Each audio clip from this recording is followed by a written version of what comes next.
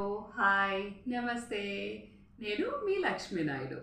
మా పెద్దలు చెప్పిన మాటలో ఈరోజు ఏం చెప్దాం అనుకుంటున్నానంటే, మేము ఆచరించేదే చెప్తూ ఉంటాను ఏదైనా. అలాగే always home made food is the best అనమాట. ఎప్పుడు ఏంటంటే మేము కూడా ఎప్పుడు ప్రిఫర్ చేయము. మా చిన్నప్పుడు కూడా మేము బయట ఫుడ్ తినడం తెలియదు అనమాట ఎప్పుడు కూడాని.